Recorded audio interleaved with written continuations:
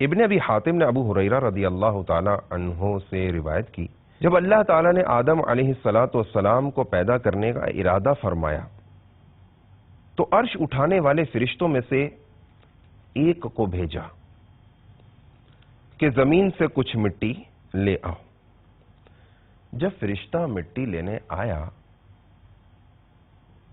تو زمین نے فرشتے سے کہا، میں تجھے اس ذات کی قسم دیتی ہوں جس نے تجھے میرے پاس بھیجا کہ میری مٹی تو نہ لے جانا تاکہ کل اسے آگ میں جلنا نہ پڑے۔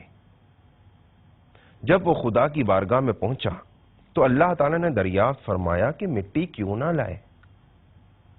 فرشتے نے زمین کا جواب سنا دیا کہ اے مولا، جب اس نے تیری عظمت کا واسطہ دلایا تو میں نے اسے چھوڑ دیا۔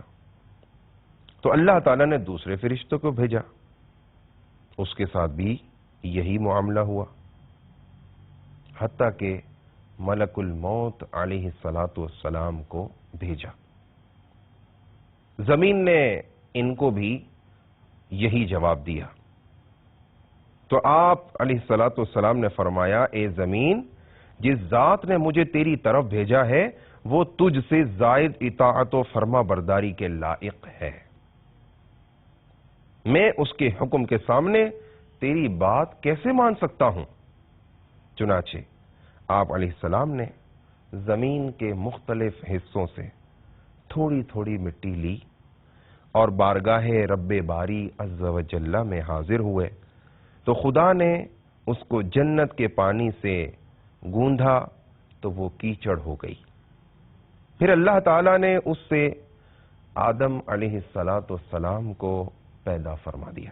کہا جاتا ہے کہ یہی وجہ ہے کہ آج دنیا میں مختلف رنگ کے لوگ پائے جاتے ہیں۔ یہ مختلف جگہوں سے مٹی اٹھانے کی وجہ سے ہوا ہے کہ کوئی بہت زیادہ گورا ہے، کوئی سانولا ہے، کسی کا رنگ کعبۃ المشرفہ کے غلاف کی طرح ہے، کوئی کس رنگ کا ہے۔ آدم علیہ السلام کو زمین کی مختلف مٹیوں سے پیدا کیا گیا۔